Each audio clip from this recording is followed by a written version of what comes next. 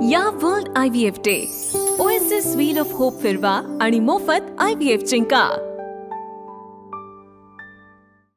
Sir आपण काय परवाच म्हणाला होता की जर भोंग्यांचा विषय जर आपण आणला तर मराठी सण किंवा मराठी भजन यांच्यावरती देखील असं मी म्हणालो नाही की भोंग्यांचा विषय आणला। मी पूर्वीपासून सांगतो की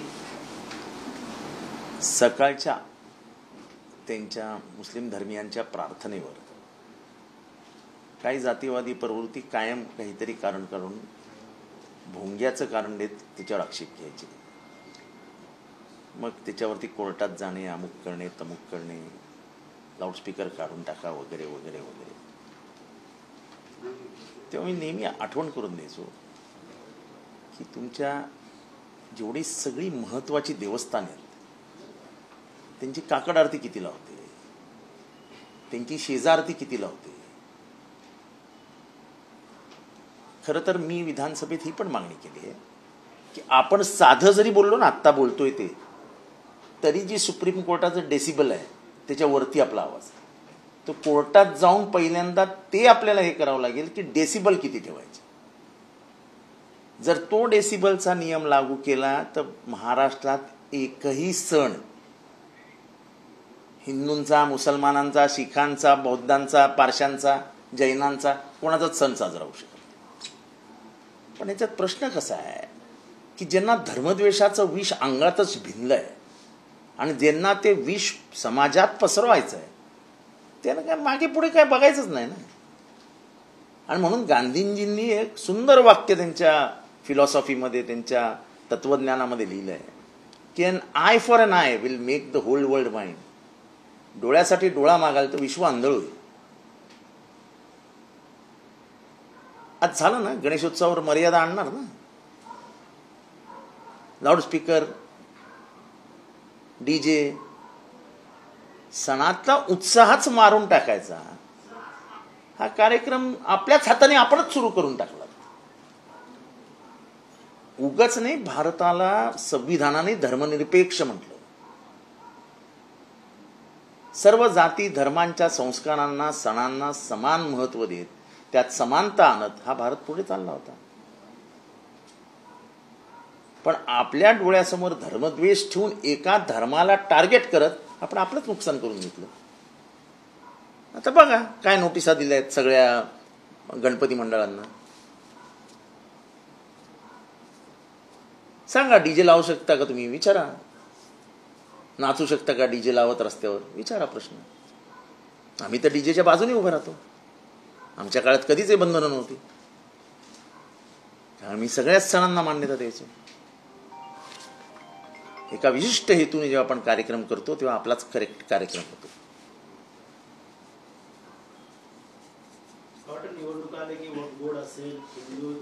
असं आहे की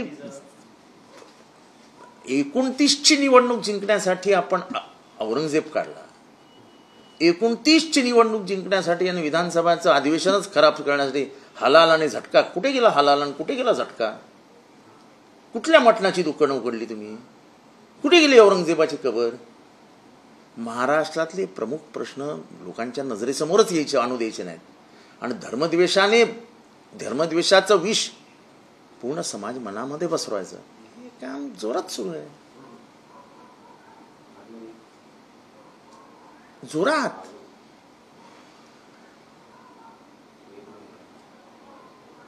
आता हे कसं रोखणार तुम्ही? तुम्ही कोर्टात जरी गेलात तर कोर्ट असं नाही सांगू शकत ना की नाही नाही ह्यांना परमिशन द्या, पण ह्यांना परमिशन देऊ नका। म्हणजे आता किती जणांना माहिती आहे मला माहीत नाही, पण मी सांगतो की ती जी सकाळी मुस्लिम धर्मियांची प्रार्थना असते ती जास्तीत जास्त 2.5 मिनिटाची असते। त्या 2.5 मिनिटाच्या प्रार्थनेसाठी आपण काय करून ठेवलं?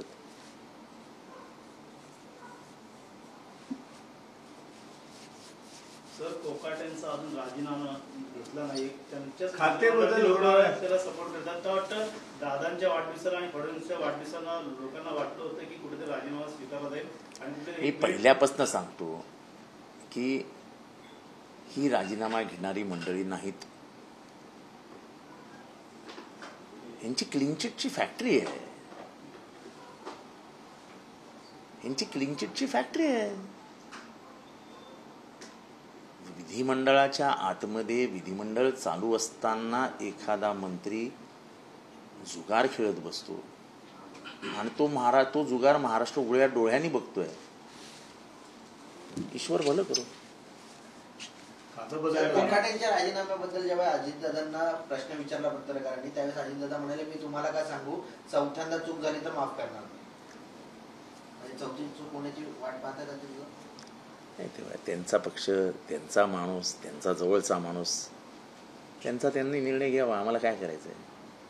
पण महाराष्ट्रात विधिमंडळामध्ये जुगार खेळला जातो, ज्या जुगारावरती पैसे लावा, किंबहुना रमी पैशांनी, म्हणजे तुम्ही उद्या पत्ते खेळताना घरात जरी पकडले गेलात, तुमच्या घरी रेड पडली आणि पैसे सापडले, तो गुन्हा आहे, तुम्हाला अरेस्ट होते त्याच्यामध्ये. गणपतीत किती पोरांवर तरी केसेस होतात, जुगार खेळताना पकडले मंडपामध्ये म्हणून, होतात की नाही होत? विचारा पोरांना. असे पोलीस असे घुसतात, सगळ्या पोरांना माहिती आहे. गणपती बसवतात, मला माहिती आहे. कित्येक वेळा आम्ही रात्री पोलीस स्टेशनला जातात, जाऊ द्यावं साहेब, जाऊन द्या ना साहेब, गणपतीचे 11 दिवस जागरण असतं, आपले खेळतात पोरं. पण होतो ना, गुन्हा होतो ना, मग त्यांच्यावर गुन्हा. मग हे काय महाशय काय वर्ण आले? हम करे सो कायदा, असं जेव्हा शासन चालायला लागतं तेव्हा लोकभावना पायदळी तुडवली जाते.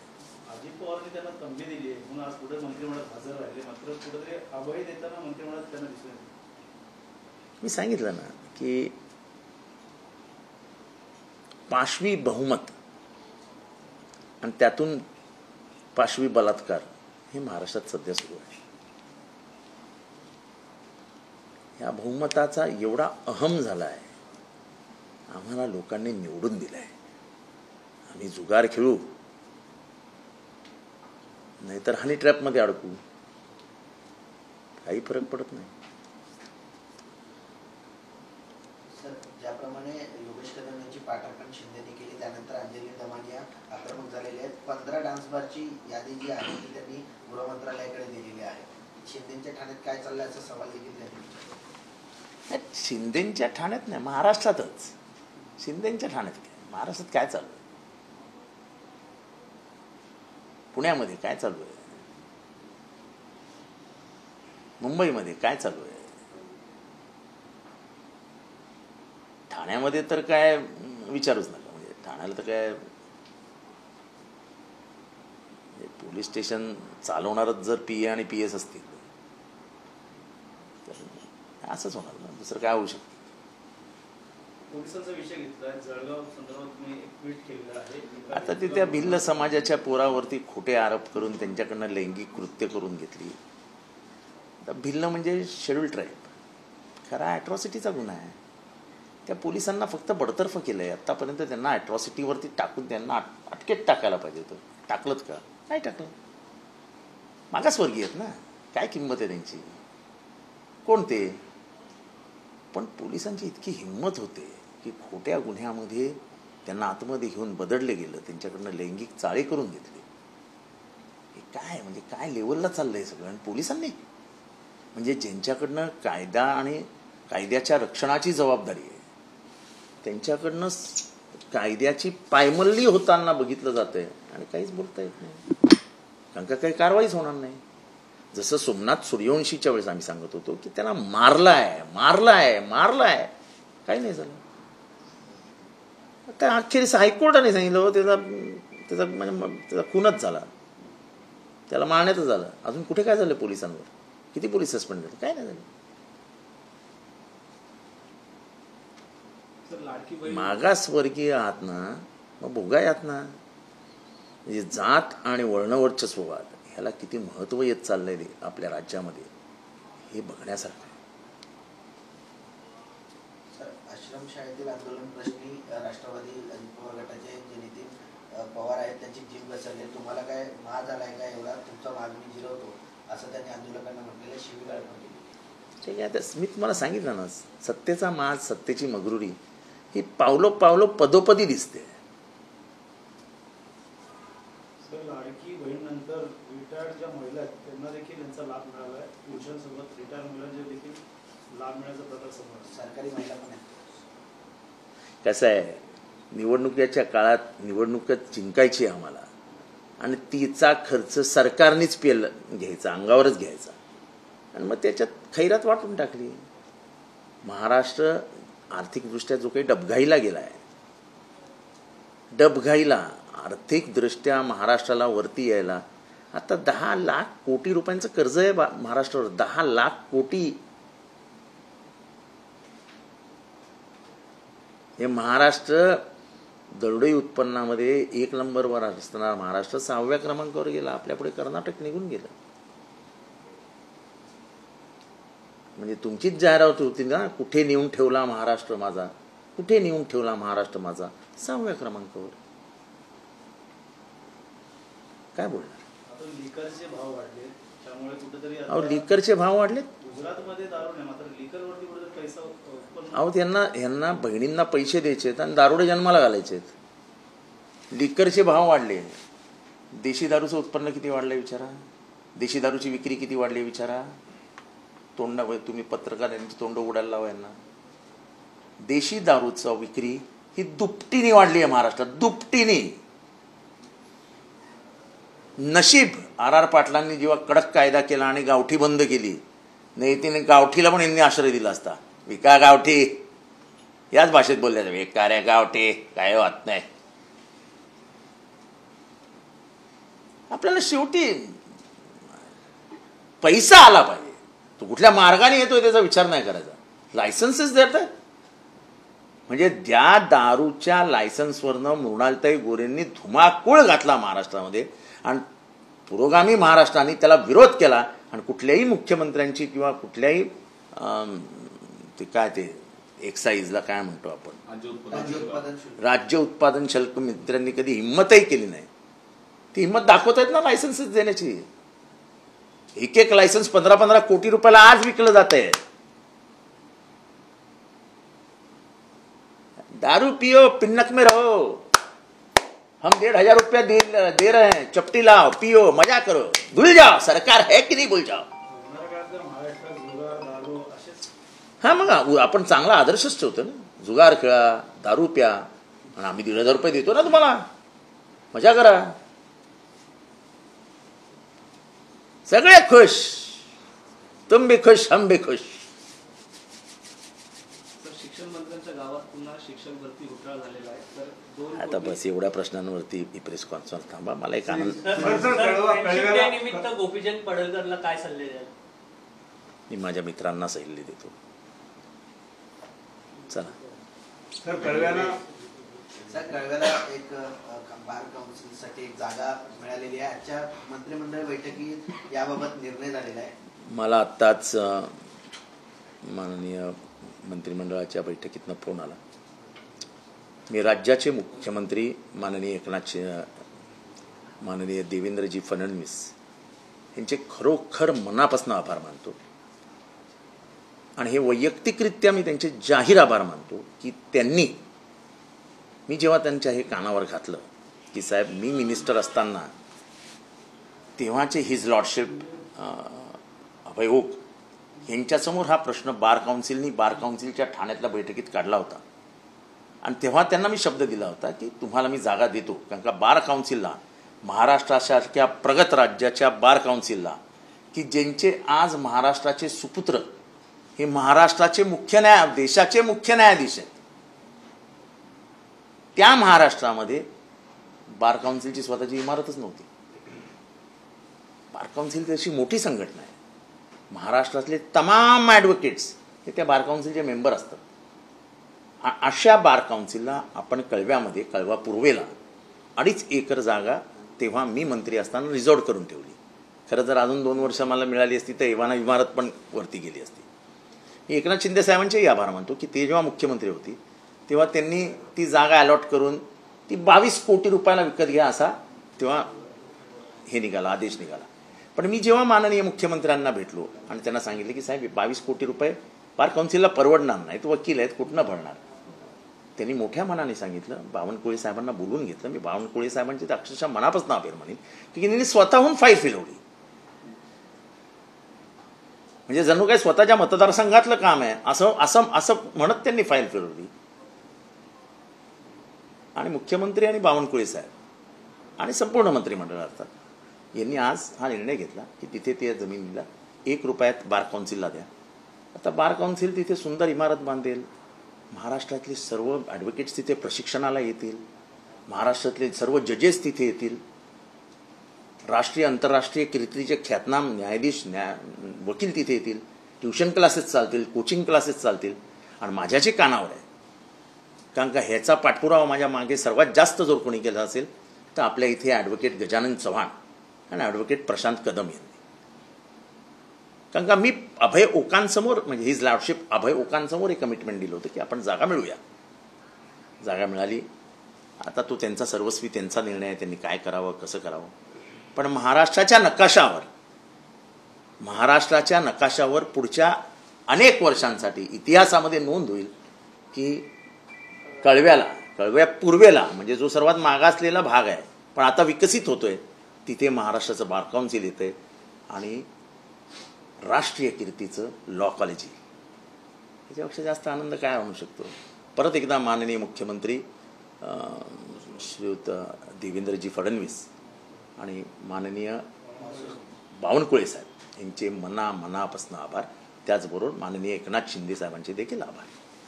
जिस प्रकार से लाउडस्पीकर पे चर्चा चल रही है, अभी गणेश उत्सव आ रहा है लेकिन लाउडस्पीकर पे लगाना नहीं, ऐसा आदेश जो है पुलिस ने सभी मंडलों को. देखो ऐसा है,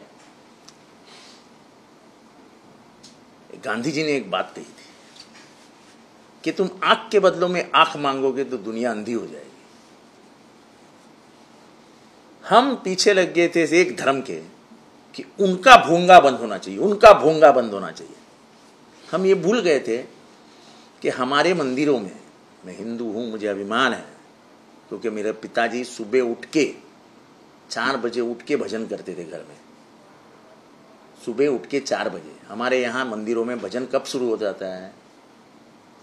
सूरज निकलने के पहले. जब पहले हमें पंछियों की किलबिलाट सुनने में आती है तब हमारे यहाँ प्रार्थना शुरू हो जाती है. कोई बंधन नहीं था. लेकिन हमने क्या रखा दिल में? दूसरे धर्म के बारे में द्वेष. आखिर में क्या हुआ? आज गणपति के मंडल पे ही आ गया ना सब. हमारे कार्यकाल में तो हम डीजे भी लगाने देते थे. हमारे कार्यकाल में तो कोई अड़चन ही नहीं थी. अब क्या बोलोगे तुम? उनका बंद करो, हमारा चालू रखो. ये तो कोर्ट भी नहीं मानेगी. जो चल रहा था वो उसे चलने देते तो ना तुमको बुराई लेनी पड़ती ना हमको बुराई लेनी पड़ती. लेकिन विधानसभा में बार बार सवाल पूछने का कि किधर भोंगे चालू है, कितने भोंगे चालू है. आज आप जब शिरडी जाते हो तो शिरडी की काकड़ आरती कब होती है? कई मंदिरों में रात की जो आखिरी आरती होती, जिसको हम मराठी में शेजारती कहते हैं कि भगवान के सोने का समय हो गया है, तो उसको आरती गा के हम अलविदा कहते हैं रात के लिए. तो कितने बजे होती है? और ये महाराष्ट्र में हर जिले में, हर गांव खेड़े में चलता है.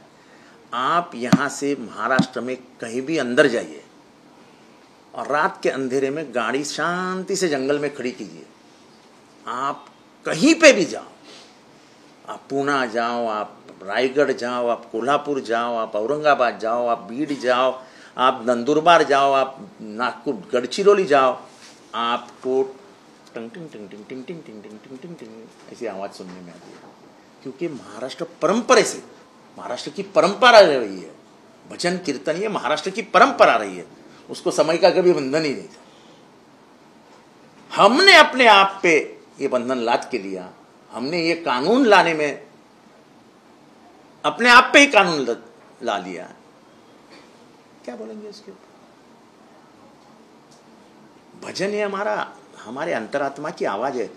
ये यानी इसको वो जो भजन से जो आनंद मिलता है, वो जो बजता है, उससे जो मेरे घर में बजता था. मेरे पिताजी जब जिंदा थे तो सुबह के 2 घंटे हमारे घर में सिर्फ टिंग टिंग टिंग टिंग टिंग टिंग टिंग बजते रहता था। उसकी जो मजा आती थी, उसके जो पॉजिटिव वाइब्स निकलते थे। आपने क्या कर दिया? धर्म द्वेष में पूरा ये देश बर्बाद करने निकले हो आप। पूरा देश बर्बाद करने निकले हो। कब सुधरोगे? सिर्फ धर्म के नाम पे तुम्हें चुनाव जीतने हैं और तुम्हें कुछ नहीं लेना देना। हमारे संस्कार, हमारी संस्कृति, हमारे त्योहार 12 बज जाए, हमको चुनाव जीतना है। और चुनाव जीतने के लिए हमें हिंदू मुसलमानों को लड़ाना है, बस। कोर्ट तरफ जाना पड़ा, भगवान को कहा तो कोर्ट तरफ लाके। अरे भगवान को कोर्ट में बिठा देंगे अभी। ये तो ये ऐसे लोग हैं, वो भगवान को लेके जाएंगे और कोर्ट में बिठा देंगे और कोर्ट को बोलेंगे।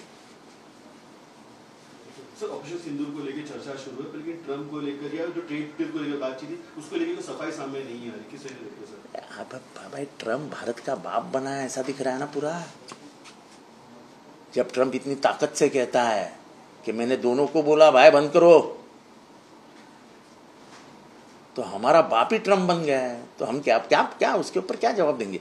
और वैसा नहीं ना कि उसने 4 यानी एक रूम में बोला, उसने वो ट्वीट ही कर देता है, वो फेसबुक पे डाल देता है कि मैंने दोनों को बोला बंद करो। अरे भाई तू कौन होता है भाई मेरे हमारे देश में बात करने वाला? और इसलिए हमें इंदिरा गांधी की याद आती है। जब निक्सन ने उनको कहा था कि पाकिस्तान से मत लड़ना, तब उन्होंने निक्सन को कहा था तुम्हारे देश का व्यवहार तुम देखो, मेरे देश का व्यवहार मैं देखूंगी। और तू पाकिस्तान के टुकड़े करके बांग्लादेश को अलग करके एक नया देश की निर्मित की थी।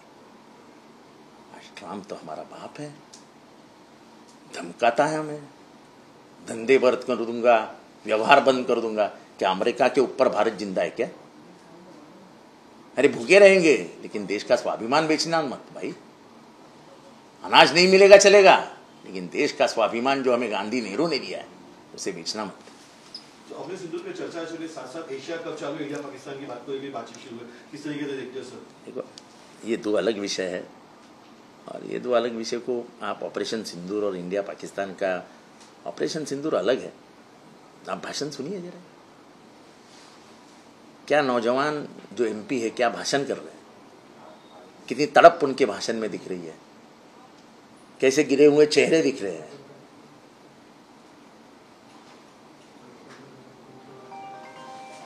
कहीं ना कहीं एक बूंद पानी हम नहीं देने की बात कर रहे, मैच की बात कर रहे। तो ये पानी, ये मैच और ऑपरेशन सिंदूर ये 2 अलग बातें हैं, इसको मत कीजिए।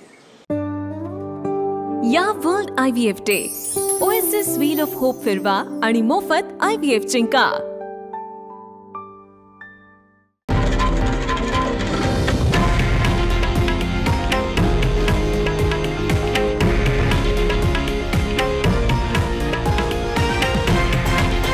हे आहे देशातील नंबर 1 न्यूज नेटवर्क आणि आपण पाहत आहात TV9 मराठी, एकमेव।